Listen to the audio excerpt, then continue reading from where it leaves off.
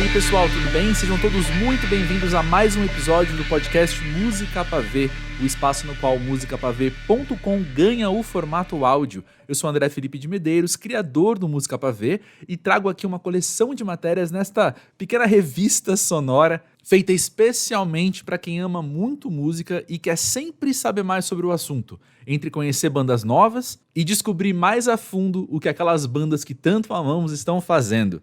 Este episódio aqui é uma espécie de continuação de um outro lançado em junho de 2022, um ano atrás, chamado Saudade e Viagem no Tempo, com Tim Bernardes na capa. Dessa vez, a gente deixa a própria música em primeiro plano e traz aqui a música como viagem no tempo. E vamos falar principalmente o que ela nos proporciona em termos de nostalgia. E antes de tudo, eu quero te contar que lá no musicapavê.com, na aba podcast, você encontra uma página dedicada a esse episódio com vários links e players para tudo que vamos falar por aqui. Anota aí essa dica. E por falar em dica, a gente começa esse episódio com um papo com a banda Bully, lá de Recife. Seu segundo álbum, Dançando Sem Ninguém Me Ouvir, sai hoje, 30 de junho, no mesmo dia que esse episódio, e é algo que eu tenho recomendado para todos os meus amigos à exaustão. O seu som é bastante enraizado em uma estética dos anos 1980, sem nunca perder de vista uma produção pop contemporânea e até mesmo regional. É uma música cheia de personalidade que eu acho que você vai gostar também. Essa entrevista foi com Pedro Leão, vocalista, e também Damba, o baterista. Ouve aí a entrevista e já procuro Dançando Sem Ninguém Me Ouvir para você escutar na sequência. Pessoal da Bully, eu acho muito interessante que vocês lançaram uma música chamada 20 e Muitos Anos, que é uma época da vida quando a gente já começa a olhar para trás e poder ter viagens no tempo com aquelas músicas que a gente ouvia quando a gente era mais novo. De vez em quando você esbarra numa faixa que você não escutava há uma década e é transportado para aquela fase, né?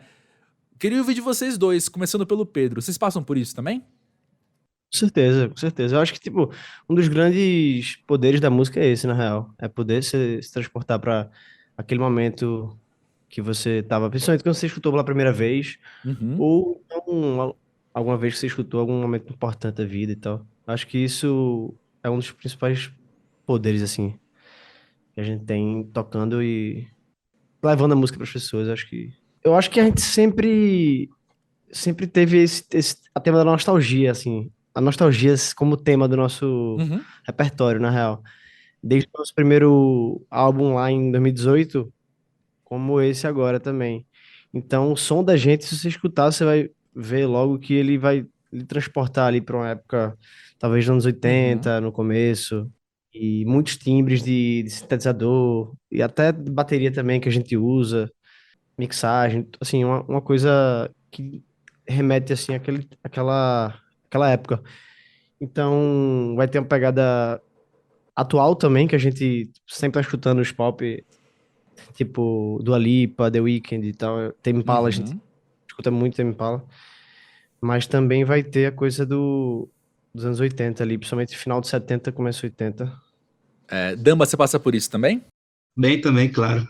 Como ouvinte, né, eu acho que tem, como tu falou, tem várias etapas, né? Tem a onda meio, sei lá, quando você escuta, que não necessariamente seja uma referência direta ou não para a banda, mas quando você escuta, sei lá, eu escuto Geraldo Azevedo, tá ligado? O Seu Valença, eu Uhum. lembro muito do meu pai botando, né, em casa no sábado, alto, para acordar a gente, inclusive, saca cedo já, para botando a música nas alturas. Então, e às vezes vou lá e escuto aquele é o indie rock dos anos 2000 e remete à primeira banda, inclusive, que eu e Pedro a gente teve junto, com 15 anos, sabe? Assim, Aham. então, falando pessoalmente, né, remete muito isso, assim, recentemente estava escutando, justamente, você coloca e vai tomar uma cerveja e escuta essas músicas que você escutava e sente esse apreço. E como banda, como o Pedro falou, acho que sempre foi, assim, eu lembro muito de quando a gente montou a banda, uma das coisas que a gente bateu muito na tecla era exatamente essa revisitado, sabe? Esse anos 80 que a gente não necessariamente viveu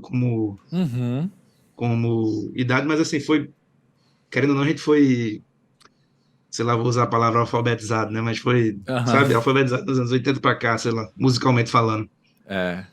É muito interessante isso, porque você constrói aí todo o universo a partir de um imaginário, né? Se você não tava lá, eu era muito novinho nos anos 80, né?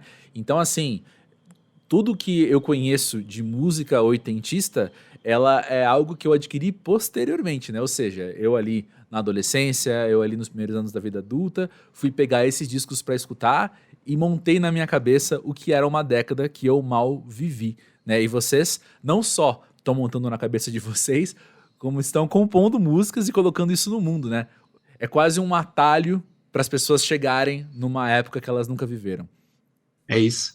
E acho que justamente, assim, dando um contexto do começo da banda, Pedro e Carlinhos, que é outro integrante, nós somos 5 na Bully. Pedro, Carlos, Bernardo Kilder e eu, Daniel Damba, né, que chama de Damba. E aí Pedro e Carlos, eles estudaram produção fonográfica aqui numa faculdade daqui de Recife.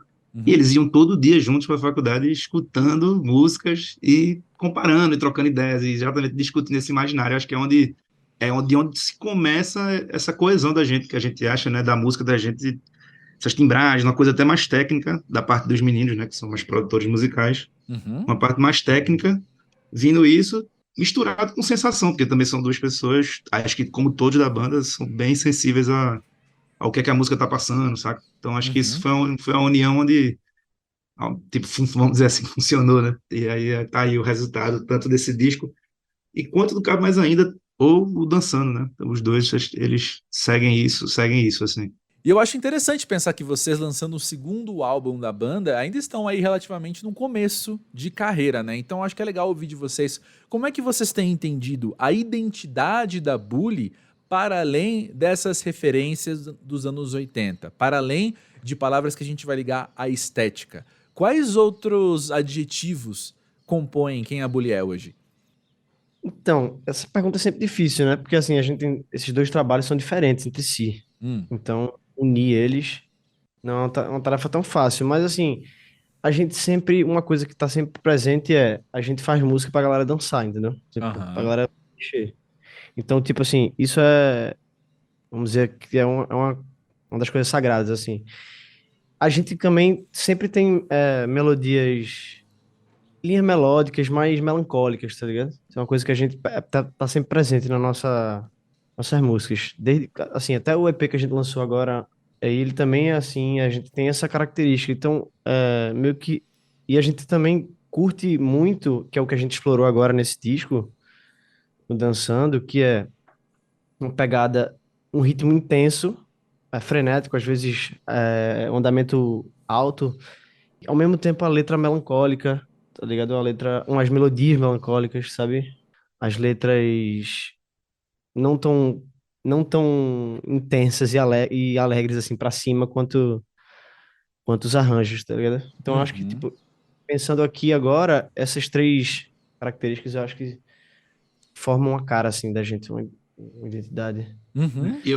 Eu acho que, tipo, quando a gente perguntou, né, além da estética, 80 e tal, eu acho que talvez a estética 80 como o Pedro disse, tipo, os discos são diferentes, até porque são em etapas diferentes, né, da gente, assim, mesmo sendo no começo da carreira, um era no zero mesmo, e agora, querendo ou não, é depois Sim. de 5, 6 anos, a gente entende que é um começo, mas assim, a gente já, no começo era a gente, no Cabo Mais Ainda, era a gente experimentando as coisas mesmo, aprendendo a mexer nessa forma nova de composição, enfim, que a gente fazia no computador mesmo, a produção mais. Mas assim, agora já apareceu uma outra época nesse sentido. E o que une talvez os discos é exatamente a estética 80, né? E o resto que você perguntou aí já seria mais diferente, vamos dizer assim, né? Do Aham. outro. Certo. Aham. E como é que foi então entrar em estúdio para gravar um segundo álbum, depois de já ter aí alguma melhor ou uma nova ideia talvez de quem é a Bully? Qual foi a diferença em relação a, como você falou, Damba, entrar cru no estúdio pro primeiro álbum? O Cabo Mais Ainda, a gente entrou num processo de. A gente estava ali montando a banda, né? Então a gente se encontrava 2, 3 vezes por semana e ia compondo, ia fazendo. E meio que a partir disso as músicas foram surgindo. Tinha algumas coisas, alguns elementos específicos, por exemplo, curti essa bateria, curti aqui, e a gente a partir daquilo ia fazendo as músicas, meio que experimentando, até que a gente foi achando um, um gosto de todo mundo, sei lá, pode-se falar assim. Uhum. E agora no segundo disco a gente partiu das letras de Pedro, né? Assim, a gente partiu das letras e de um arranjo que partia dele e depois a gente, como banda, estruturava, colocava mais elementos, por exemplo, toco percussão, né? Então, geralmente é uma coisa que, quando a música já está mais arrumada, eu vou lá e coloco, dou um toque no o molho, né? Boto o molho. Uhum. E aí a diferença, eu acho que foi essa, né? Assim, podia ser bom Pedro falar, porque realmente eu acho que teve uma diferença até de letra mesmo, porque uma, não cabe mais ainda, as letras surgiam depois, e agora no Dançando Sem Ninguém Me Ouvir, veio a partir dessas letras, né? Ah, e a partir Foi. delas. Mas mesmo assim, a gente já era já tinha essa provocação no começo da banda, assim, a gente vai ter qual a estética que a gente vai adotar, entendeu? Quais os timbres dos instrumentos que a gente vai usar, entendeu? Tipo assim, teve uma diferença também porque isso foi mixado por Bank, o primeiro, Uhum.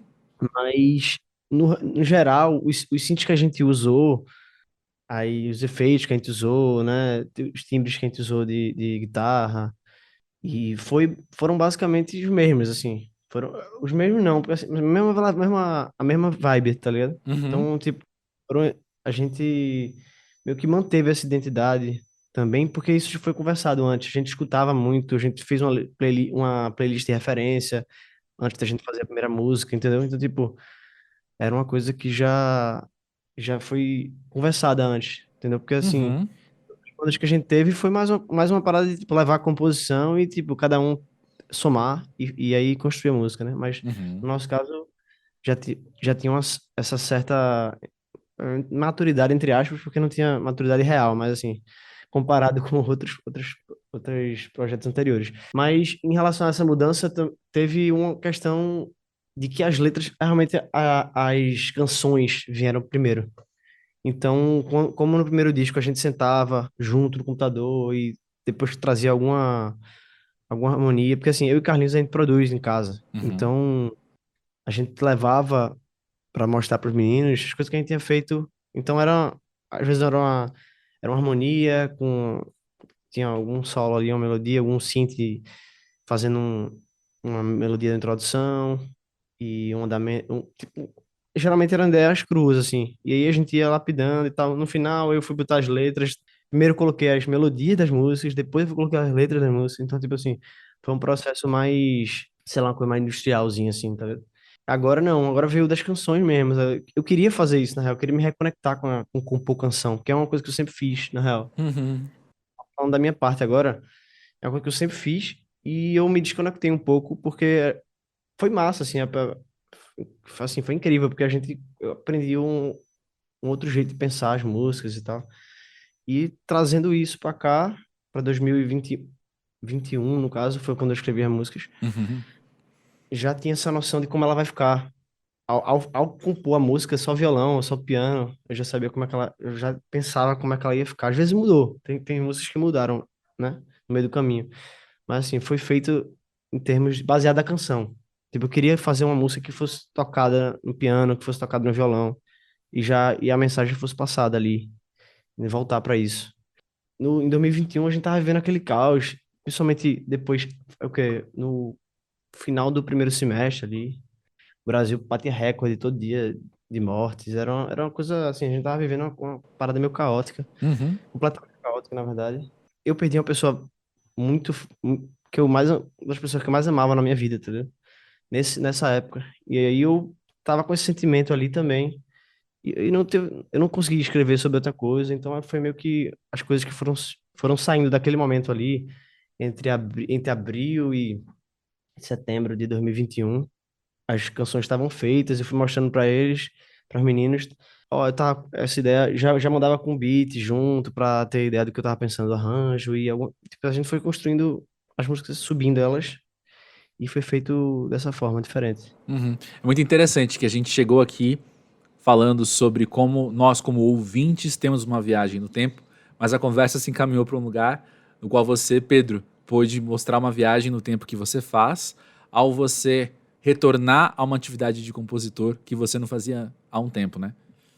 Sim, isso sentar assim, do nada, porque eu tô tocando uma música de outra pessoa e daqui a pouco vem alguma coisa e eu começo a cantar em cima e aquilo ali é uma melodia, já é uma harmonia, e aquilo ali já vai virando uma canção, já vou colocando palavras ali naquele mesmo momento, coisa que não tinha acontecido antes. E faz todo sentido também porque foi uma volta para mim, né? tipo, uma volta a um passado que não era passado, na verdade, era tipo minha vida como sempre foi, na real, como compositor, que foi fazendo música assim, canção. Eu sempre As primeiras canções eram assim, né? A gente, de adolescente, é pegar o violão e tocar em cima, né? exato. Eu aprendi isso, eu me envolvi mais com a música pop, principalmente porque meu envolvimento era esse, pegar um violão e ou então sentar no piano e tocar, cantar, só isso, tocar e cantar, e harmonia, melodia, letra, meio que me alfabetizei, né? Me alfabetizei nesse território aí. Marcelo Monteiro é um colega jornalista de música que eu conheci há muitos anos pelo blog Amplificador, do jornal O Globo. E ele promove hoje um financiamento coletivo para o seu livro Avalanche, A Revolução do Streaming, 2010 a 2020. 51 nomes para conhecer a novíssima música brasileira. Nesse trabalho, então, ele escreve perfis de alguns dos muitos nomes que nós no Música Pra Ver acompanhamos desde ali do comecinho e que sempre que nós hoje escutamos, somos transportados para uma outra época. Ouça agora o que o Marcelo nos contou sobre o projeto e encontre o link para o Catarse lá na página deste episódio no musicapaver.com. Marcelo, só de ver os nomes selecionados ali para o Avalanche, eu tive uma viagem no tempo pessoal, assim. Eu contemplei, de fato, toda uma década e com ela a própria história do Música Pra Ver, que começou em 2010. Como é que foi o processo, então, de escolher quais trabalhos estariam no livro? É um processo, é uma viagem no tempo que continua, né? Porque vários desses artistas, na verdade, a gente foi acompanhando, eu acho, o crescimento deles, né? Nomes como, né, a Cell, obviamente, que já tinha lançado o primeiro disco em 2006, né? A Tulipa. Aí depois veio uma fase da virada ali dos 2010, que veio o Baiana System, Macaco Bong é 2009. A Tulipa, Karina Burr, todos continuam super nativos e a gente está acompanhando eles chegarem no, né, no terceiro, quarto, quinto disco, passarem por transformações, né, musicais, de discurso, de tudo, né, acompanhando o mercado. Então, assim, eu na época, eu comecei a ideia do livro pelo Amplificador. Eu não sei se você lembra, né, Claro. a gente começou o Amplificador em 2014 ou 13, eu acho. Então, assim, eu fui acompanhando, assim como vocês, né? Eu acho que essa grande revolução, né? Essa grande entrada, né? Desses nomes todos no mercado, né? Na indústria da música, né? Assim, e o próprio nome Avalanche vem daí, né? Porque de uma hora para outra a gente foi inundado por novos nomes, né? De repente a gente ouvia que, né? No Rio Grande do Norte, né? Tinha uma banda instrumental só de guitarra, Camarões, né? Aí você vai escutar um super banda, né, aí de repente veio o Bugarins, né, de Goiânia, né, fazendo turnê pela Europa, fechou com a Fat Possum, né, que é do Iggy Pop, chegando aqui já estourado. Então, assim, a gente foi acompanhando da estreia até a consolidação desses nomes, né? Então, Uhum. assim, eu fui trabalhando no amplificador. Quando chegou em 2018, 2019, eu falei, ó, eu acho que chegou a hora de eu colocar isso no papel, né? O fechamento da década, né? A gente estava encerrando esses 10 anos de transformação.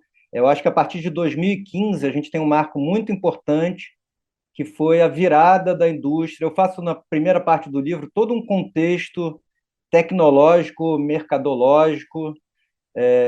O livro, na verdade, a segunda parte, ele tem os 51 perfis, mas na primeira parte toda, eu analiso os impactos do digital e do streaming na indústria, Perfeito. né? Então, eu acho que a partir de 2015, quando o digital toma a dianteira do físico, e a partir de 2017 o streaming vira a principal forma, né, principal caminho da indústria para ganhar dinheiro, né, o faturamento, o grosso do faturamento, a maior parte do faturamento passou a ser do streaming. Então, eu acho que é uma década assim que merecia um registro. Essa foi o ponto de partida. Eu vi que assim eu queria fazer os perfis. A ideia desse contexto inicial surgiu depois. Eu comecei a pensar um perfil primeiro, eu pensei 30, mas eu falei, cara, 30 é muito pouco. cheguei nos 50. A ideia do 51 foi a partir da entrevista com o Matias, né, do Trabalho Sujo, né, que me falou que a Cell, assim, na entrevista dele, ele falou, ó, a Cell é o ponto zero dessa geração. Então eu tomei a Cell como ponto zero, enfileirei outros 50, né, e aí eu fui equilibrando por, né, desde o impacto, a importância dentro do gênero, tentei equilibrar os gêneros, né, coloquei rap, rock, instrumental, né, também tentando dar uma passada por todo o país, sem forçar barra nenhuma, assim, porque, por exemplo, o Badios, que é de Sergipe, foi indicado 2 vezes ao Grammy Latino, entendeu?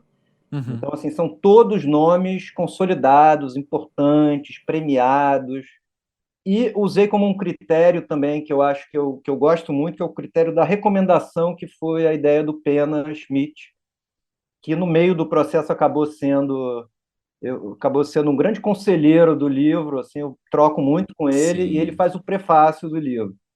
E sem perceber, e depois na pesquisa eu vi que assim, o critério dele é perfeito, entendeu? Que é um critério de recomendação, um critério em cima das listas, né? São as bandas mais lembradas nas listas todas, e ele faz a cada ano ele faz a lista das listas, e isso acaba batendo muito, por exemplo, o Rincon, a própria Ana Frango Elétrico, o Baco, todos esses nomes que ganharam prêmios, né, importantes. Então, assim, eu fui usando muito também desse critério do Pena. Também fui buscar algumas bandas que fizeram sucesso lá atrás, que você obviamente vai lembrar, mas que acabaram ficando pelo caminho, como a Gangue do Eletro, por exemplo, que foi um grande acontecimento ali entre Sim. 2014 e 2013, né? E acho que assim foi uma ponta, né, da cena do Pará que acabou ficando muito importante, né, com Strobo, Felipe Cordeiro, ou seja, representantes dessas cenas locais acabaram entrando também. Gosto muito de música instrumental, então assim fiz questão de colocar bandas instrumentais que eu gosto e algumas que acabaram ficando muito grandes depois, como a própria Nomad Orquestra, que tocou agora no C6 Fest, Sim. né? Começou como uma banda pequena, né? Quase um segundo Bexiga 70 na época, assim a gente comparava muito, né, com Bexiga, né? Era uma big band, né? Uma orquestra de música, né? Com o pé ali no Afrobeat no início, mas depois acabou indo muito pro jazz, né? A Camarones eu botei também, que é uma banda de rock instrumental. E fora isso, fora as 50, André, uma coisa muito legal, assim, que em cada perfil eu coloco mais 5 bandas num para ouvir mais. Se você fizer o cálculo, a cada uma mais 5, são 50. Isso dão mais de 250 bandas. Então deu 300 mais a Cell, que é o ponto zero, né? Com mais 5, deu 306 bandas no total recomendadas no livro. Uau. 51 com perfil e as outras 255 recomendadas. Volto a dizer, sem nenhuma forçada de barra. Na verdade, eu deixei alguns bons nomes fora. E alguns que assim eu fiz também questão de colocar, que ajudam também a compreender um pouco ali, por exemplo, nas bandas de rap, por exemplo, ali de São Paulo, no Projota, no Emicida. Eu acho que o Rapping Hood, por exemplo, Sabotage, que são nomes anteriores, né, dos anos 90, também fazem parte desse processo de consolidação do rap. É uma história E, contínua, né, assim, afinal. Então, na verdade, né, não surge do nada, né? Essa exato. avalanche não nasceu do nada, né? Tiveram algumas bandas que romperam ali, né? E, na verdade, também os festivais são muito importantes como formadores de cenas, né, locais, né? Eu acho que o crescimento dos festivais nos anos 2010 também foi assim eu tenho um capítulo inteiro também que eu analiso os festivais. Agora a gente está vivendo um grande boom dos festivais, né? Assim, parece que a cada semana tem um festival. Mas assim, desde 2018, 2019, todas as grandes capitais tinham festivais. O Bananada, por exemplo, em Goiânia, não é um Rock in Rio, mas é um festival que a cada dia leva quase mais de 5 mil pessoas, Sim, sim, certamente. sim. Né? O Vaca Amarela, o do Sol, que eu fui em Natal, é uma coisa incrível, assim, é uma movimentação, mas assim, no total, o line-up são 100 bandas. O ano que eu fui eram mais de 100 artistas tocando. Caramba. Então, assim, é todo um ecossistema, Sim. né, movido pelo streaming, né? Pelos festivais, pela tecnologia, obviamente, que barateou, né, a produção, facilitou, né? Sim, As redes sociais que também ajudam a movimentar tudo. Então, assim, realmente é uma década assim que merecia um livro. é verdade. E Marcelo, o que que você acha que as novas gerações que não viveram essa década, como nós dois vivemos, como você projeta que elas vão entender o que foram os anos 2010 a partir desse livro? É engraçado, né? Porque a gente está em 2023, né?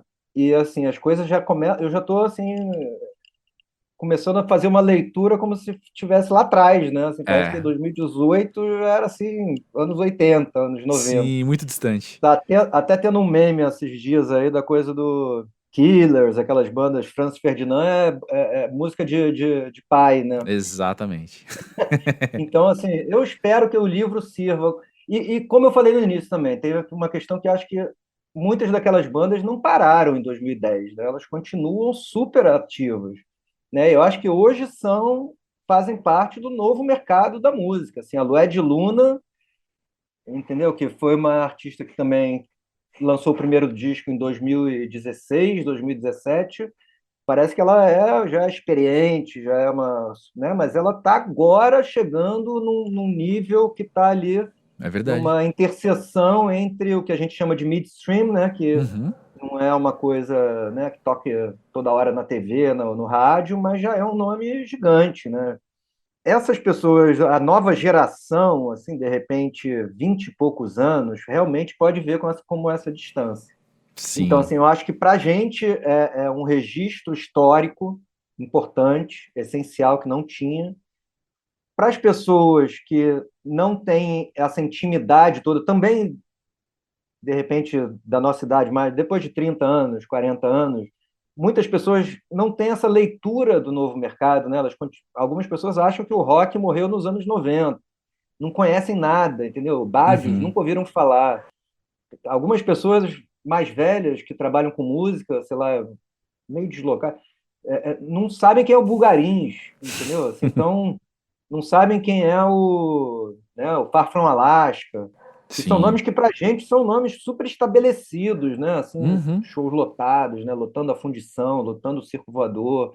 Então, também eu acho que tem essa função de assim, servir como um mapa musical que a pessoa consiga se situar dentro dessa avalanche, dessa fartura de, Sim, de, de música, de bandas, de novos nomes por aí. sim, E perfeito. para as pessoas que não conhecem, né, que não têm, ou para as pessoas novas, eu acho que realmente aí tem que ter um olhar curioso, porque, assim, minha filha, por exemplo, meu filho que tem 17, minha filha é mais nova, mas, assim, tem muito olhar ainda para o rap, para o trap, para o pop, então, assim, tem que ter uma curiosidade também, não é, assim, meu objetivo número um.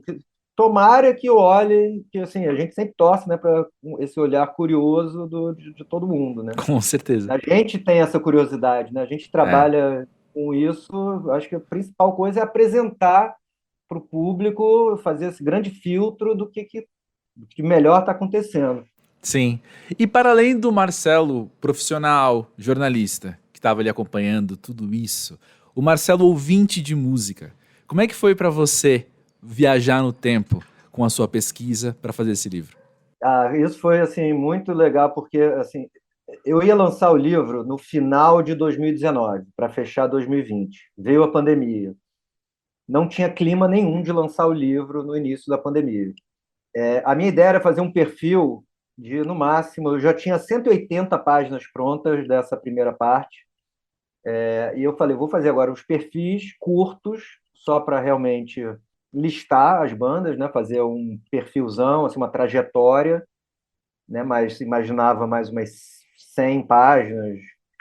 E aí, com a pandemia, eu vi que ia demorar, que não, né, não tinha Uhum. clima, não sei o que. Eu falei assim: quer saber? Eu vou fazer com calma, vou tomar meu tempo e vou aproveitar aqui, vou usar isso como um canal também para.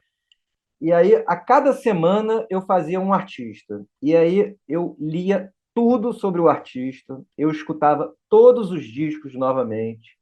Eu peguei disco por disco do Bulgarins, da Cell, da Lued, do ventre, entendeu? Do rock até o afrobeat, até MPB mais misturada que a gente tem, entendeu? Discos que eu não tinha ouvido direito, assim, com toda a calma, sei lá, todos os discos da Lineker, por exemplo, eu escutei com toda a calma do mundo, assim, impressionante, porque assim, o primeiro disco dela já era muito impressionante. E aí depois veio o Goela Abaixo, aí a gente vai. Então, assim, foi realmente uma viagem de prazer, né, assim, e depois com esse conteúdo todo, né, com a música, com as informações todas que eu fui, né, colhendo na internet, matérias, reli todas as matérias, e aí eu sentava para escrever com calma ao som, né, assim, das bandas. Então, assim, eu escutei com calma, uma por uma, e voltar realmente em discos que eu já tinha ouvido muito, né, assim, como o do, né, Bulgarins, Bach. Deixa eu te contar sobre o duo Pretos.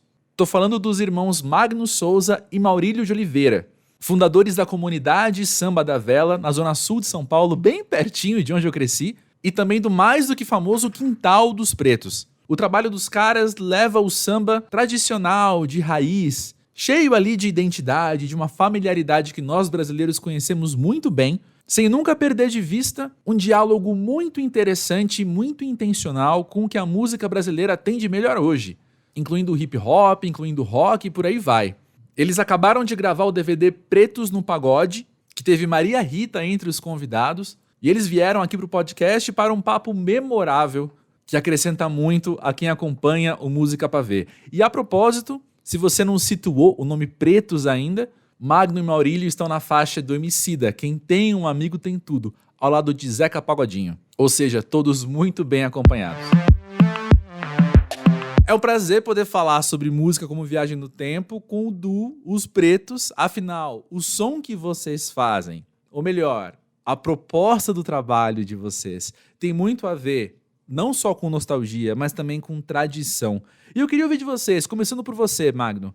Por que é tão bom a gente ouvir música que nos conecta com o nosso passado ou com a nossa história? A música, você já falou aí, a música ela leva a gente para um outro lugar, né? É natural. E com tudo isso, dentro da nossa experiência de vida, a gente percebe que a gente só aprende, né, a partir do momento que a gente ouve música, porque ela, levando a gente para o passado, ela já dimensiona tudo aquilo que a gente viveu, né? Ela traz para a gente um sentimento de aprendizado mesmo, sabe? A gente é difícil a gente viver de novo, né? Então, assim, eu classifico mais nesse contexto de aprendizagem, sabe? Uhum. E você, Maurílio, o que você acha? A gente é com a música que a gente revive, né? Tudo que a gente de fato é, né? Porque a música, ela é como se fosse uma foto tirada ali de um momento, sabe? E a gente guarda aquilo para sempre. E funciona assim com as letras das músicas, né? Então, quando a gente quer ter mais ou menos uma ideia do que aconteceu em determinada época e tal, a gente se reporta para as músicas. Agora, o mais interessante de tudo isso é que a gente está sempre se conectando, como você falou, a gente ata através do samba, e que é onde a gente vive, essas duas linhas do tempo, assim, sabe? A ponta do passado unida ao ponto do presente e assim, e ao futuro também, porque hoje a gente regrava às vezes uma música como Conselho e, cara, se você for ver bem, ela é tão atemporal e ela fala de temas tão legais, assim, tão importantes como aquela do Gonzaguinha, que é o que é, né? Então, além de muitos outros mais temas, né, que tratam de uma coisa que eu não sei, pode passar o tempo que passar, elas vão sempre estar acontecendo e tal. E acaba que a gente, tendo contato com essas canções, essas letras, essas músicas, a gente não envelhece. A gente está sempre em todas as épocas atualizado através dessas canções, entendeu? Uhum. E é muito bonito isso, né? Porque também tem uma questão aí que, diferente dos outros convidados aqui desse episódio do podcast, que estão fazendo uma música que, pessoal, em 2023 não é arriscado afirmar que a gente vai escutar com fones de ouvido e acabou. O som de vocês é feito também principalmente para se viver em coletivo, né? Total, coletivamente é o nosso lance, assim, a gente não consegue fazer o nosso som ficar resumido a só Magno e Maurílio, sabe? A gente já incorporou essa ideia de estar junto de ter gente, de ter muita gente, desde sempre. Acabou que Pretos não é só Magno e Maurílio, Pretos virou todo, virou tudo, né? Virou a música, a rapaziada que se junta, o movimento do samba, os artistas, os padrinhos, os afiliados, e assim, muita gente. Lá só no quintal mesmo a gente já tem 100 pessoas trabalhando com a gente, então sempre é isso. O samba já é coletivo por natureza, mas a gente está conseguindo cultuar a ideia de ser um coletivo mesmo assim, fixo, sabe? Aquela coisa de acontecer culturalmente. E aí, talvez isso sirva de exemplo para os artistas que estão querendo firmar a bandeira daquilo que faz, porque é isso que dá a camisa, é isso que fez a gente chegar até agora, até aqui, assim, com esse lance de a sensação de estar sempre ascendendo e nunca caindo, só subindo, tá? Sabe? Porque é camisa, né? A gente está fazendo a história, né? Eu gostei muito disso que o Maurílio falou, sabe? É a sensação que a gente está sempre subindo. Isso é uma coisa que a gente tem isso desde garoto, sabe? E agora já beirando cinquentinha, 40 e tal, assim, dentro da nossa carreira, muitas vezes dá a impressão que a gente fala assim, pô, bicho, eu acho que não vai mais rolar, né? E de repente a gente se percebe subindo, sabe? E tá sempre subindo, a carreira tá sempre andando para frente, para cima. É uma coisa maravilhosa isso que o Maurício falou, eu concordo plenamente. Mas olha só, tem uma questão aí, que vocês dois têm um superpoder, ou alguns superpoderes ali na mão, que é o de promover não só essas viagens no tempo, mas promover também esse senso de unidade, senso de coletividade entre as pessoas que estão ali, vendo vocês no palco, com vocês naquele lugar, naquele evento, naquele momento, né? Naquele instante, naquele agora. E grandes poderes trazem grandes responsabilidades, né? Então como é que é pra vocês montar repertório, saber quais músicas tocar, até quem convidar pra estar com vocês? Como é que é esse processo? O samba, cara, tudo isso que a gente vive vem de uma expertise de muitos anos, né? Outro dia, né, Maurílio, tinha o Zeca Pagodinho tava até perguntando, diferença de samba, pagode. Aí ele fala que samba tem que saber, pagode também. E aí todo mundo dá risada, mas é a melhor resposta que existe, porque é a diferença que faz a igualdade, sabe? Então, é isso que promove toda essa fluência aí, porque é uma expertise de anos que faz com que esse conhecimento seja repassado, né? Adquirido e repassado. Então precisa estar dentro do rolê do samba, né? Então, de repente, isso é uma das coisas que faz com que a gente tenha uma certa facilidade, tá ligado? De caminhar por esse contexto todo, sabe? De saber a hora certa de mandar o samba certo, o quintal, tantos pretos e o quinteto lá atrás, samba da vela, é tudo uma resultante e um aprendizado que a gente vai passando para frente e vai mostrando a nossa identidade, tanto cultural como social, na política, enfim. É um aprendizado que a gente traz de tempos, né? Estando no samba. Sobre essa questão do repertório, eu acho interessante isso que o Magno falou sobre essa questão de você vivenciar o movimento, né? Você estar atento a tudo que está acontecendo para você escolher um repertório. Só que para a gente agora ficou assim, eu não vou dizer mais fácil, tá? Porque se eu falar isso, vai parecer que eu estou subestimando a existência dos grandes sambistas que existiram. Mas indiretamente acabou ficando para a gente assim menos complicado. Por quê? Porque sobrou para a gente essa coisa do anel de bamba, sabe? Da gente representar o samba. Então, acabou facilitando em um outro aspecto, que é de a gente poder escolher determinadas músicas que a gente até então não se sentia à vontade para interpretar, porque você ainda tinha ali Bete Carvalho, você tinha o João Nogueira, você tinha o Almir Neto, você tinha esses sambistas, né, que construíram esse chão, né? Então, a gente não se sentia muito à vontade, pô, vou regravar uma música, tipo, Não Deixa o Samba Morrer, sabendo que a Alcione tá aí. Então, a gente fica um pouco sem... A gente fica, na verdade, tipo assim, meio sem saber se faz ou se não faz, porque a gente não quer que o artista se sinta, de certa forma, ali, invadido, né, dentro da sua obra, né? Tipo, pô, a música é minha, a música fez sucesso comigo e vem o cara e regrava e tal. Só que aí agora a gente está mais à vontade para entender que o público que nos segue né? Eles não têm mais aquela coisa de falar, pô, essa música é do Jorge Aragão, essa música é do Arlindo Cruz, essa música é do... Entendeu? A gente vai lá e canta. Se na nossa voz essa música, sei lá, passar a cair no gosto do povo, aí a gente entende que nós somos só mais um intérprete daquela obra, sabe? Então a gente agora a gente facilitou isso. Então a gente pode chegar lá e cantar, porque a gente também se sente filho dessa história, né? Então a gente é como se fosse um afilhado ali do samba, e aí a gente pode cantar Insensato Destino no nosso disco, que tá tudo bem, tá tudo certo, a gente pode, faz parte da nossa cultura, e também podemos cantar um samba inédito também. Então, mas eu posso dizer para você que essa coisa da gente ter essa legitimidade dentro do movimento faz a gente também se sentir à vontade para determinadas regravações, etc e tal, sabe? Sim, tenho certeza. Mas Releituras, né? Releituras. sim. Mas é muito interessante como, daqui do lado de fora, pelo menos, a minha impressão é que de todos os movimentos que a gente tem no Brasil, o samba é o mais respeitoso. O samba é o que mais tem reverência, ainda mais que os outros. Com a linha do tempo, sabe? Com o lugar onde nós estamos na história. Isso é muito interessante de observar. E por falar em linha do tempo, como é que foi para vocês, então, montar repertório da celebração de 10 anos dos Pretos? Vai, Maurílio. Ah, pô, você, o Magno, porque essa ideia dos Pretos no Pagode, André, essa ideia do Magno Souza, que ele, assim, tem algumas ideias que vêm do Magno primeiro, depois eu venho, depois de muito tempo, assim, fala, Magno, lembra aquela ideia que você falou? Lembro, aqui, ó, achei um esquema pra gente fazer, tipo assim. Então o Magno vem falando já de muito tempo de fazer o Pretos no Pagode. E qual que era a ideia de fazer o Pretos no Pagode?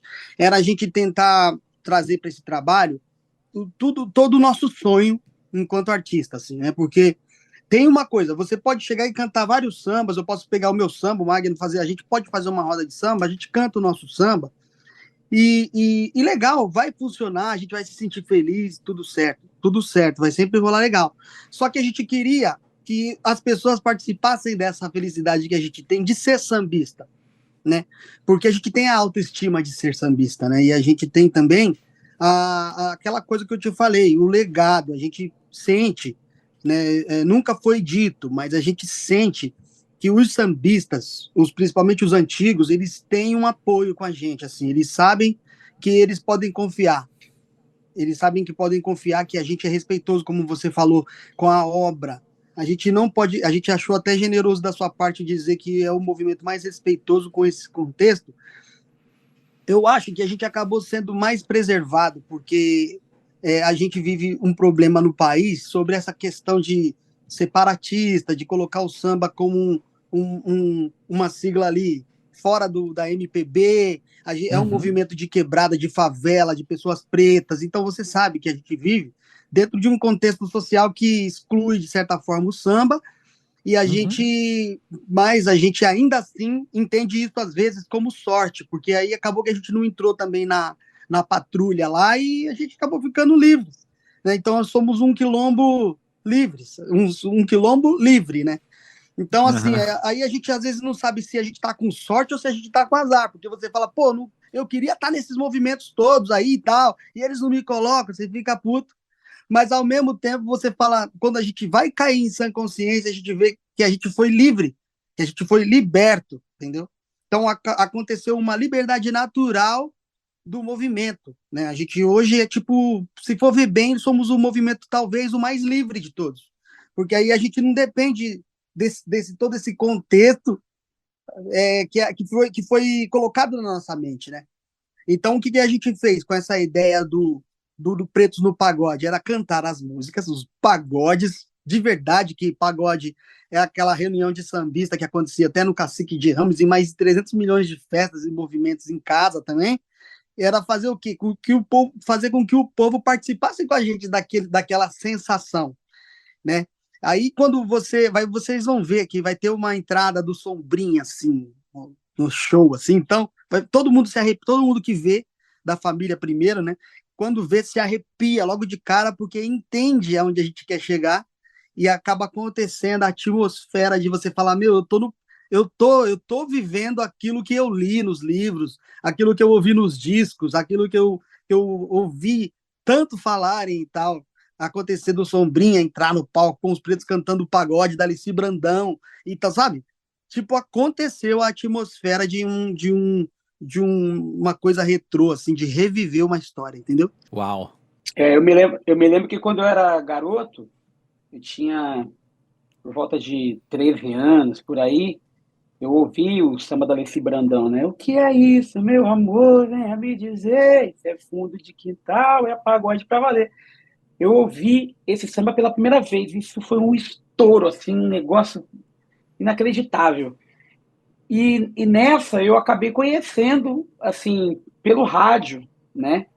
Os integrantes do Fundo de Quintal, porque ela cita, né? Lá vem Serenda, o Birani, Bira Presidente, aí todo mundo do Cacique, né?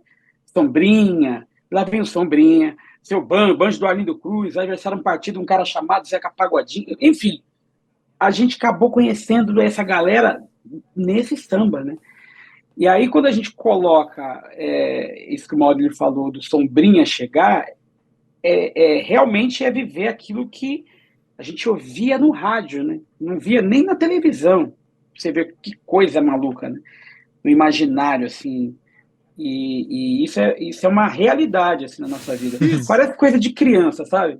Mas é uma coisa de que o samba, ele leva a gente para um lugar que a gente parece um monte... Eu me lembro da Beth Carvalho, parece criança.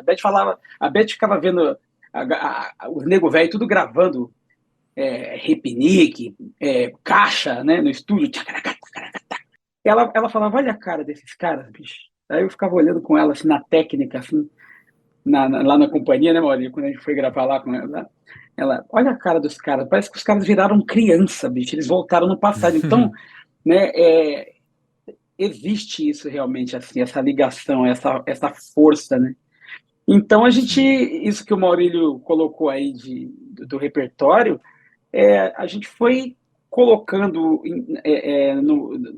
ali no set list sambas que a gente realmente enxergava essa coisa da nossa infância, sabe? Coisa que a gente ouvia na nossa infância, sabe? Ao longo da nossa carreira, do início, né? Meados da nossa carreira, a nossa juventude, tudo remete um pouco àquilo que a gente viveu, né? E aí tem a coisa do velho e bom pagode também, que foi um termo que foi tirado do sambista, né? Esse termo pagode, né? Porque o pagode ele é uma reunião de sambista que as pessoas se encontram para cantar samba. E aí ele virou uma nomenclatura de gravadora, de majors, de mercado e tal. Só que agora a gente resolveu trazer de novo o termo pagode para onde ele realmente deve estar, né? Que o pagode no pagode, o pagode é no samba, né? Então o Pretos no Pagode, ele remonta toda uma história de 40 anos da madrinha Beth Carvalho, quando ela lançou o Pé no Chão, e na sequência ela lançou Beth no Pagode. E aí esse Beth no Pagode é a grande homenagem que a gente faz à nossa madrinha. Foi um ano que o Maurílio nasceu, inclusive, 79, né? Foi o ano que ela gravou o Traz uma Panela na Cozinha, o Andança. Andança, na verdade, foi uma regravação, né? Nesse disco de 79. E aí, assim, lendo o release desse LP, né? E vendo a história de todo aquele contexto, eu acho que era o melhor disco, assim, para a gente poder trazer à tona a ideia que a gente tinha, sabe? Porque foi ali que ela colocou o Fundo de Quintal, né? Foi logo na sequência, né? O 78 foi o Pé no Chão, e aí ela trouxe o Fundo de Quintal, trouxe toda essa magia, né? Essa sonoridade nova para os discos dela, né? E aí a gente remonta o Preto no Pagode com essa sonoridade também, que é repique de mão, tantã e banjo, né? Fazendo uma grande homenagem assim, ao Grupo Fundo de Quintal, porque realmente essas pessoas foram... A gente sempre fala sobre isso, né? Sem vergonha nenhuma. Fundo de Quintal e todos os expoentes que estão ali no entorno daquela tamarineira do Cacique de Ramos, sejam eles conhecidos ou desconhecidos, né? Os sambas eternizaram e, de uma certa forma, eles colocaram comida na nossa mesa, sabe? Então, nada mais é do que devolver ao universo aquilo que a gente aprendeu com eles, tá? Letrux como Mulher Girafa. Eis o terceiro álbum que Letícia Novaes lança com seu projeto Letrux. Desta vez, produzido por João Brasil, o disco tem 10 faixas inéditas, participação de Lulu Santos e lançamento hoje, 30 de junho, junto deste episódio. É a segunda vez que Letrux participa aqui do podcast. A primeira foi em fevereiro de 2021, mas se depender da gente, ela tá aqui todo mês. Ela é uma grande favorita não só da equipe do Música Pra Ver, como também dos leitores e ouvintes do site podcast, e foi muito bom poder conversar com ela sobre esse novo trabalho. O meu amigo Vitor Henrique Guimarães participou dessa entrevista e sei que ela vai acrescentar mais à sua audição do disco, quer você já tenha escutado ele ou vai ouvir agora, logo depois da entrevista. Letícia, eu queria te perguntar para começar o nosso papo. Quando você escuta as suas próprias músicas, elas te transportam para um diferente tempo ou até espaço quando você as compôs? Ah, certamente, certamente. Ainda mais quando porque agora, como eu já estou com uma estradinha aí nas costas, quando eu ouço uma música, por exemplo, do primeiro disco de Letucci, aquilo tem um cheiro, aquilo tem eu andando de skate no aterro, aquilo tem uma história, né? Claro, tem o choque inicial de eu odiar minha voz, mas aí depois imagina, eu era muito novinha, mas aquilo me transporta, sem dúvida, para um outro lugar, um outro Rio de Janeiro, uma outra Letícia. A música tem esse poder, né? E isso é muito lindo sobre música. Você ouve uma música, você lembra de um cheiro, que sinestesia doida, né? Isso é muito lindo. Muito lindo. E eu já ouvi alguns músicos dizerem assim que às vezes a experiência do palco é tão intensa no contato com aquela composição que às vezes parece que eles revivem os momentos que inspiraram aquelas músicas. Você já passou por isso também? Pode ocorrer de ter um arrepio, né? De um momento assim que você vai cantar uma música e aí pode acontecer da pessoa que você compôs a música estar na plateia ou não. Eu sou muito do calendário também, né? Eu tenho uma ligação muito forte com o tempo. Então, hoje faz 10 anos que não sei o que, não sei o que lá. Hoje um grande artista morreu e aí vem um arrepio daquela música, assim. Eu sou muito suscetível e afetada, assim, pelos acontecimentos externos e internos, e aí, durante a apresentação do palco, pode ser que tudo seja reativado, é uma grande loucura mesmo. Uhum. Tem uma outra coisa que eu fiquei pensando, assim, viajando, né, enquanto eu pensava nessa nossa conversa, que assim como às vezes você pode ouvir suas primeiras músicas e ser transportada para aquele momento no qual você as compôs, eu fico pensando que agora que essas músicas tiveram também uma vida própria, nos palcos principalmente, às vezes quando você escuta elas, você pode lembrar de shows, né? Sim, nossa, isso é um barato, total. Eu e com a minha banda também, a gente já tem até. Gente, e aquela vez que a gente fez tal música no festival tal, e uma pessoa subiu no palco e alguém jogou água para cima, isso vai, total, isso vai, quanto mais show a gente vai fazendo, mais história a gente vai acumulando, e as músicas vão sendo associadas a uma cidade. E aquela vez que a gente fez isso em Belém, aquela vez que a gente fez isso no festival tal em Itaipava, então vai tendo desdobramento e é bem divertido. Sim.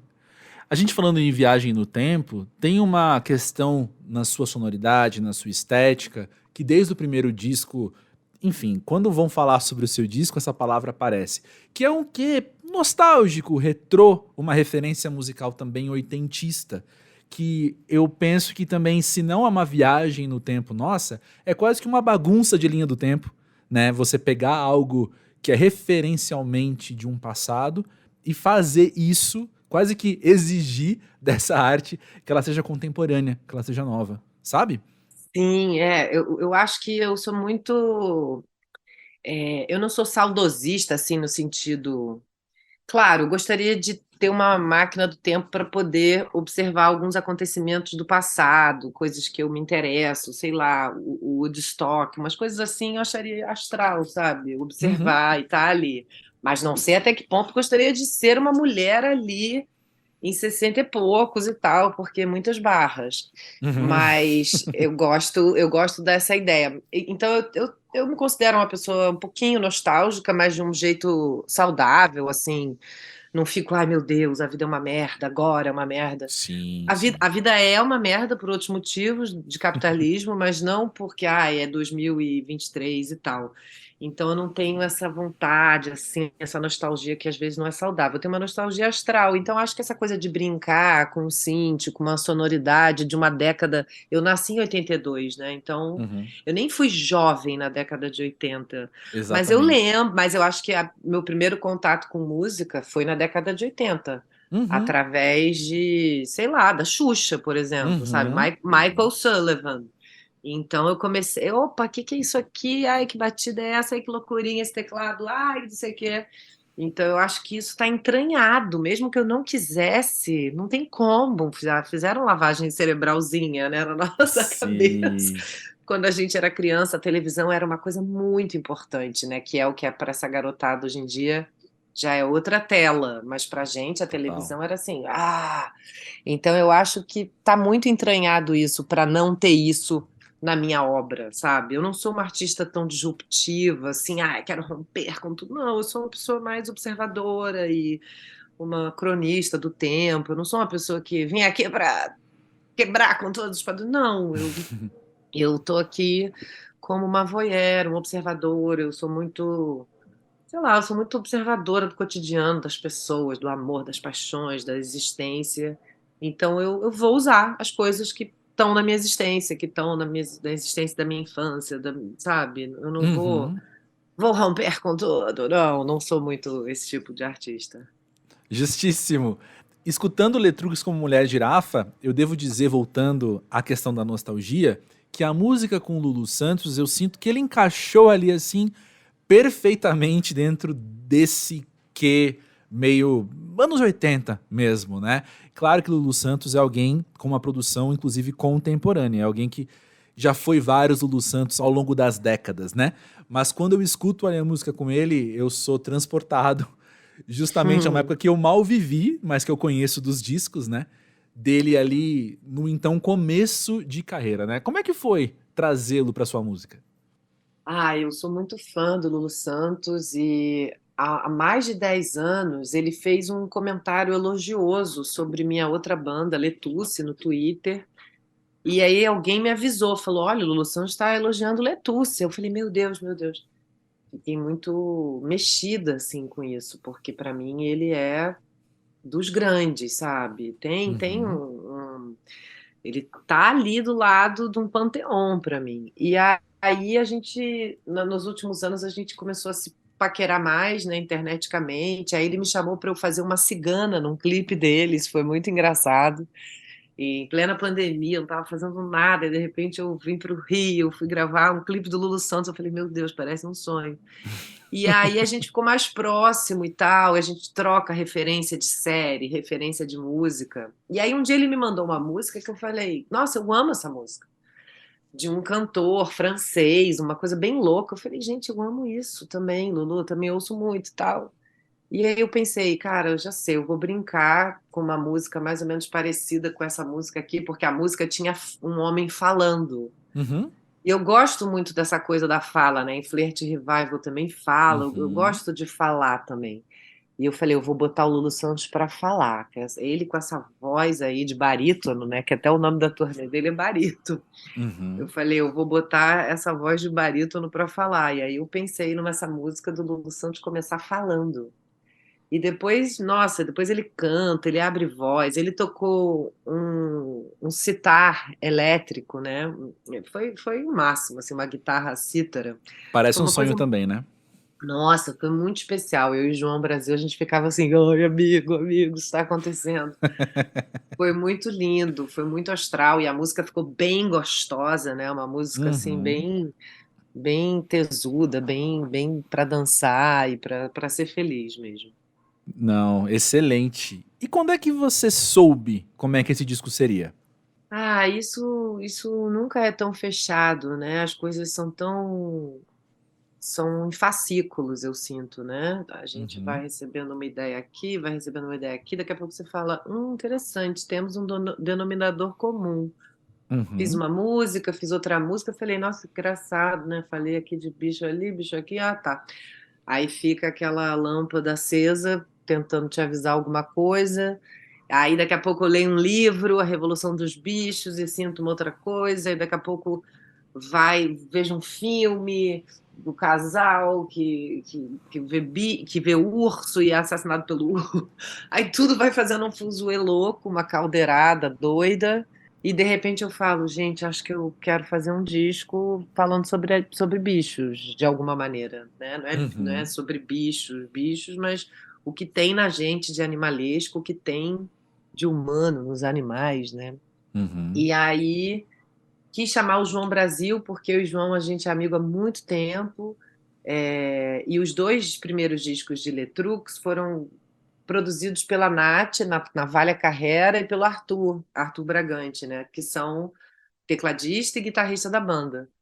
E aí eles já tinham produzido os dois primeiros discos. Eu gosto, assim, e com Letusse foi assim também. O Lucas produziu os dois primeiros e o terceiro o João também produziu, engraçado.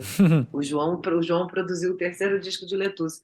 E eu gosto muito de colaborar com o João de tempos em tempos. A gente se dá muito bem, ele é uma pessoa muito, muito astral. O João tem uma alegria de viver contagiante, assim.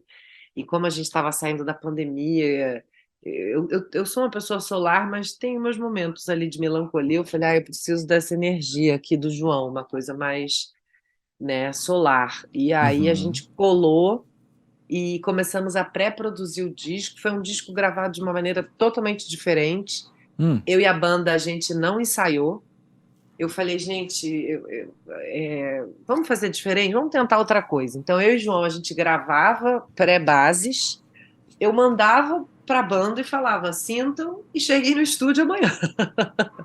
E Aham. aí a galera chegava, então tinha muito espaço para improvisação, tinha espaço para, sei lá, gosto também dos primeiros takes, né? Às vezes você fica ali numa repetição, claro, a prática leva à excelência, blá blá blá blá blá, mas não sei se era isso que eu queria. Acho que eu queria uma outra coisa e o João também. Uhum. Então foi mais ou menos assim que veio vindo o disco, né? Em ondas, em fascículos, tipo as manchas da girafa, né? A girafa ela é uma coisa total, mas Uhum. ela tem micro-universos de manchas dentro dela. Então, acho que a gente também foi bem assim, coisas vindo aos poucos, e aqui e ali. Aí a gente gravava 3 músicas num dia. Gente, agora até daqui a 2 meses, eu e o João, a gente vai pré-produzir mais músicas. Aí, Uhum. 2 meses depois, eu encontrava a banda gravava, tudo também sem ensaio. Era tipo chegar no estúdio, eles tinham ouvido, a galera tinha ouvido as músicas na véspera, e vamos ver. Foi Sim. uma loucurinha. Mas é porque eu quis, sei lá, o que eu gosto de brincar, de coisas diferentes. E aí os 2 primeiros discos a gente fez num estilo parecido. Então eu falei, agora vamos brincar de outra coisa, sabe? Sim, sim. Essa brincadeira, essa espontaneidade, essa organicidade, eu acho muito interessante e consigo ouvir isso nas músicas. Ao mesmo tempo, quando eu olho pro álbum e eu vejo os intervalos que ele tem, né, as vinhetas e também mudanças de sonoridade de um momento pro outro, dão pra mim uma cara que eu vou chamar aqui pra contrastar com a loucurinha que você citou, uma cara de organização muito interessante de uma obra, enquanto narrativa, né? Como é que foi Sim. montar isso também? Saber o Ah, disco em começo, meio e fim. sim, mas é que eu sou completamente organizada dentro do caos. Eu sou Perfeito. uma capricorniana muito caótica. Eu não, minhas gavetas são todas bagunçadas. Se alguém abre meu armário, fala, você é capricorniana? Porque eu não tenho. Mas dentro da minha loucura, dentro do meu caos, eu tenho uma organização. Então, quando eu vi a quantidade de embrião musical que eu tinha, eu pensei, gente, que engraçado, né? Algumas obras elas são mais fechadas. Eu gosto de entregar só, tipo, tá aqui meu livro. E aí, se algum dia alguém invadir minha casa e achar os rascunhos dos poemas do meu livro, eu vou ficar muito bolada, porque são poemas péssimos. O que foi pro livro é que vale. Sim. Mas nesse caso, eu quis compartilhar os bastidores. Nesse caso, eu quis. Olha como é uma saga fazer um disco. Olha quantos processos para o fã, né, para o público, para o ouvinte perceber, caramba, é uma loucura fazer um disco.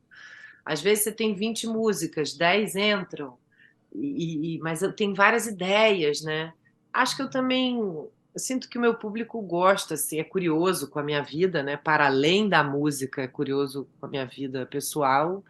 Então, essa coisa dos bastidores, eu sinto que é uma gracinha, é um presente. Olha, eu sei que vocês gostam, né?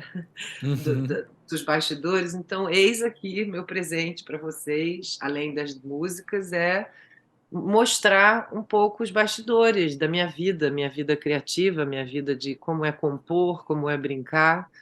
Então, foi uma organização dentro desse caos de mil manchas da geração, mil coisas que estavam rolando. Eu falei, não, aqui vai ter isso, vai ter isso, vai ter aquilo. Você postou hoje no Instagram sobre o apelido girafa que você recebia, que geralmente falavam para você numa intenção pejorativa e que você foi meio que ressignificando isso e associando uma coisa mais fofa, mais carinhosa em relação a isso. E a própria ideia de Letrux tem a ver, você já ouviu você falando sobre isso em algum show, falando sobre renascer de uma outra forma e ressignificar as coisas um pouquinho mais, para um outro caminho. E até um pouco do que você acabou de falar sobre processos de produção. O que você considera que foi mais importante ressignificar para esse novo álbum? Assim, para chegar nessa mulher girafa e realmente abraçar esse animal que você sempre teve um carinho muito grande e, ok, isso agora vai ser uma parte do meu trabalho discográfico. O que foi mais importante para você ressignificar?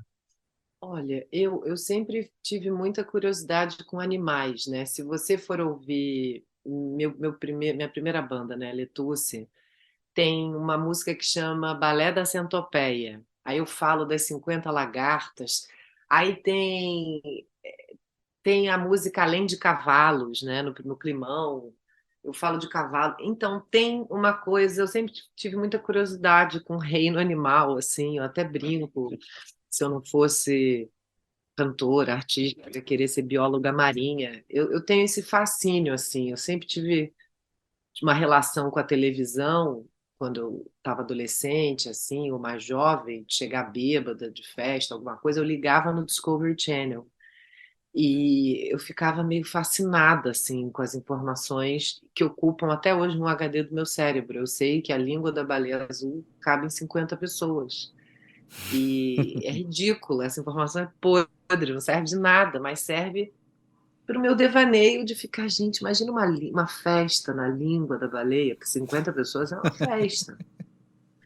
Então eu acho que o que eu quis ressignificar com esse álbum foi o meu lugar animalesco, né? Eu acho que a pandemia me deixou bem. Eu fui morar numa cidade pequena, mais isolada. Eu tinha gambá na minha casa, eu tinha que tirar o gambá, porque não se mata gambá, porque gambá é muito importante. O gambá, ele. Como é que é, gente? Agora eu esqueci, mas tem uma coisa do veneno, do antídoto da cobra, que tem a ver com gambá. Então você não pode matar gambá, porque é muito importante o gambá. Então eu tive um contato com uma selvageria. Tinha muito gato na casa que eu estava morando. Foi a primeira vez, eu sou alérgica, então foi a primeira vez que um gato subiu no meu colo, para você ver. E no final da pandemia eu já estava beijando o gato, tomando antialérgico e lambendo a cara do gato, e o gato me lambendo. Então acho que eu fui apresentada e também tentei ser vegana, depois não era mais vegana, eu já sabia comprar o peixe, aí eu matava, entendeu? Eu abria o peixe, limpava o peixe, aí daqui a pouco eu tinha pena. Então eu tive uma relação bem louca, assim, com os bichos, que eu sempre tive, uma relação muito de curiosidade absoluta. Um dos meus filmes favoritos chama Microcosmos, que é um documentário francês, que eu acho que está disponível no YouTube. Foi a primeira vez que filmaram com uma câmera macro, na década de 80, uns bichos muito pequenos, uma lei. Tem duas lesmas transando. Gente, duas lesmas transando é uma das coisas mais bonitas que existe no Uau. mundo. É lindo, lindo, lindo, lindo. Aí tem um besourinho empurrando uma bolinha de cocô, essa cena é meio icônica até. Enfim, eu sempre tive essa curiosidade. E aí eu acho que o Climão, ele era um estado, né? Eu ali, climática, uma fossa para dançar, uma loucura, uma pistinha doida. Depois eu fiquei aos prantos, né? Acho que todo mundo no Brasil, depois da eleição de 18, ficou aos prantos. Calhou de sair junto com a pandemia, então mais prantos ainda. Uhum. E acho que depois da pandemia eu convoco meu animal de poder e estou aí fazendo comparações da gente com os bichos se apaixonam, os bichos amam, né? O que que é uma tocaia, quem é a caça, quem é a caçadora. A gente às vezes é caça, a gente às vezes é caçada. Então acho que tem um jogo de palavras sobre o reino animal que metaforicamente me interessa também, sabe? Sobre ser humano, né? Tem aquela Uhum. música que eu falo, tripas para fora, tratei com amor. Embora não pareça, foi com amor que eu te destrinchei. Eu sei que é uma cena forte, né? As tripas para Uhum. fora, se você parar para pensar anatomicamente. Mas metaforicamente é isso, né? Quando você ama alguém, é tripas para fora. Quando você se apaixona, quando você fica do avesso, né? Metaforicamente, você bota todos os seus órgãos para jogo, né? Não é só o coração quando você se apaixona, é tudo, vai estômago, intestino. Então, acho Uhum. que é mais ou menos essa loucura aí. E aí, você comentou de Letusse, você falou das coisas que você foi ressignificando e entrando em contato também, né? O que te afetava em época de Letusse e ainda te afeta? Você falou um pouco sobre a afetação, as coisas que você observa e que você traz para essa parte artística da sua vida, que você não é super disruptiva, que você está aí observando e vendo, transformando isso em música. O que te afetava lá desde antes, desde aqueles seus primeiros trabalhos, que ainda te afeta, que você ainda traz, que ainda te marca positivamente ou negativamente, que você usa como combustível, ainda usa como combustível e inspiração? Eu acho que eu sou muito devota do amor, assim, parece bobo, mas aí não é só sobre a minha vida, né? Eu tenho fascínio em ver coisas bizarras sobre qual reality show que envolve alguma coisa de amor. Eu acho tudo tão bizarro que alguma coisa vai me dar uma inspiração, né? Então, claro, também leio muitos romances, poemas, poesia sobre amor, recebo muitos livros, né? Agora que tem um público muito legal e eu posto muito livro, então a galera, Letícia, eu sou poeta, toma meu livro. Então, esse assunto, o amor, em todas as suas variantes, variáveis, variedades, eu sou um pouco fissurada, eu sou muito curiosa com histórias de amor. As minhas, eu sou uma pessoa que eu tenho muita bagagem amorosa aí para compor música, e sou muito atenta quando algum amigo ou amiga fala conheci alguém, eu já fico assim, meu Deus, parem as máquinas, eu quero saber de tudo, eu quero saber detalhes, é um nível, eu sou muito detalhista, eu tenho ascendente em virgem, então eu preciso saber assim, micro detalhes, eu quero um áudio de 30 minutos, sabe? Então, esse assunto sobre o encontro amoroso me interessa. E como eu comecei a fazer música muito nova, eu tô aí atravessando todas as mudanças, né, os movimentos, compondo. Então eu tenho música da minha primeiríssima banda, Letícios, que nem tá na internet, porque, gente, impossível, que eu falava umas coisas que hoje em dia eu teria muita vergonha. Mas, Uhum. né, o movimento feminista, o meu questionamento da minha sexualidade, a minha descoberta da bissexualidade, tudo isso foi mudando a minha composição. Uhum. E então isso é muito maneiro assim de observar. Eu penso, gente, olha as minhas primeiras músicas, mas claro, eu não era uma Messias, não tinha como eu fazer uma música super avançada. Eu fiz uma música de acordo com a minha idade, de acordo com a minha vida social, onde eu cresci, como eu fui educada. Então, agora que eu tenho 41 anos, continuo fazendo música, é muito curioso perceber que o amor ainda me afeta, ainda é meu assunto, mas olha quantas coisas novas eu fiz, sabe? Eu fui transformando também. Então, é bonito pensar que a inspiração mor continua, mas a transformação está em mim, né? E a gente vai de mão dada, eu e a inspiração, nessa transformação louca e processo de criação. E este foi mais um episódio do podcast Música Pavê. Repito, para ter acesso a tudo o que foi dito por aqui, visite a página deste episódio na aba podcast do musicapavê.com. A trilha sonora é do Sempre Viajante e o Cientista Perdido. Vejo você numa próxima edição. Valeu, até lá!